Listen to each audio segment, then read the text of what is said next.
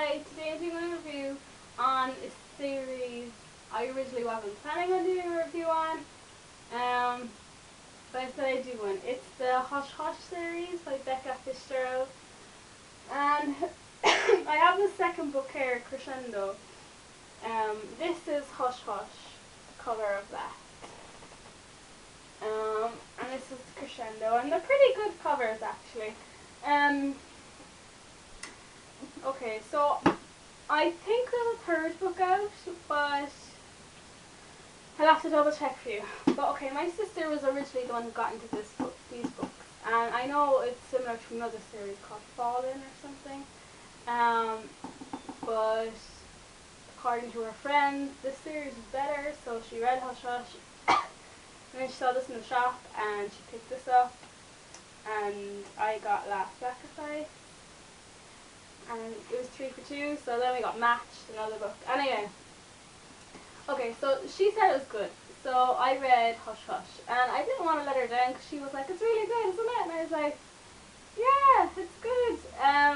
It was okay. Like, it's, it's a YA novel, so it's, a young adult novel, and my biggest problem with it was that it really dragged, and I just wanted something to happen. Okay, so the story is Nora. She's just a normal schoolgirl, and then this guy comes to town. His name is Pat, an awful name, and he's mysterious, and she doesn't know what's going on with him. At the beginning, she kind of hates him. Then she sets out with a plan to find out what his problem is, to uncover his secrets. So that's basically what the majority of the book was. It wasn't until near the end that it started to get a bit interesting. But yeah, so then at the end it did get a little bit more interesting, and I was like, okay, I'll read the next book because my sister had it, so that was Crescendo. And unfortunately, this book also kind of dragged out a bit. And the main thing with this book is angels. And I've said this before, I'm not crazy about series about angels when they're the main focus, because the majority of the time they don't turn out well. And this is also a very teenish novel, and it's very emotional, like Twilight-esque-ish, and I just wasn't crazy about it, and it was so predictable. I could guess who was going to be the bad guy or what was going to happen. There was a big cliffhanger at the end of the second book, but because of all the negatives, I'm not going to read the third book, which is a pity, because I know it is a bestseller apparently, and people out there love it.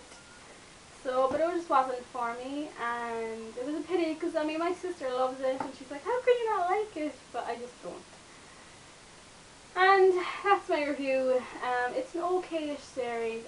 It does have a bit of excitement here and there, and I can see how the characters kind of appeal to some people, but it just didn't appeal to me, and it was just a bit too whiny.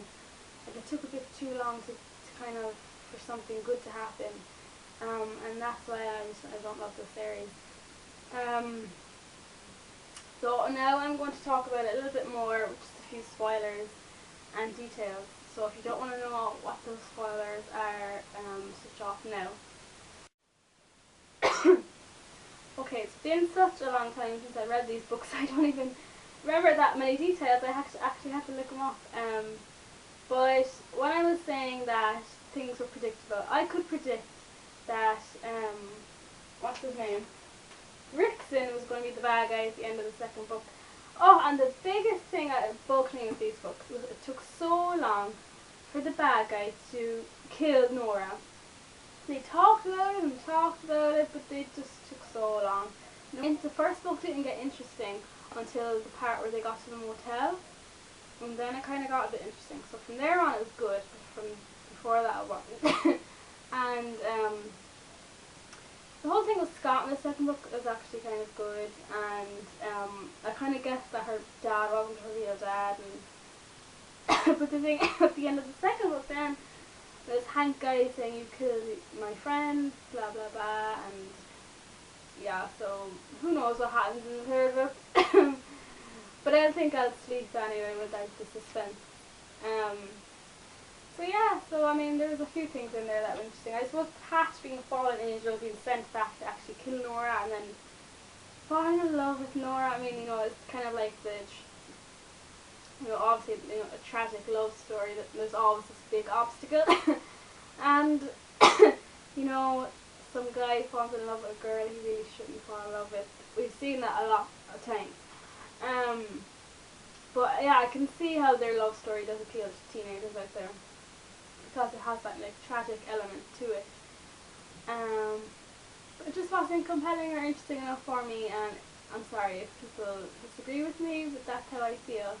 And that's my review. I know there wasn't too much information or details in there, but um, yeah, I just don't want to go on and on about it. But that's my review. Thank you very much for watching, and I'll try to come back with a more positive one the next time.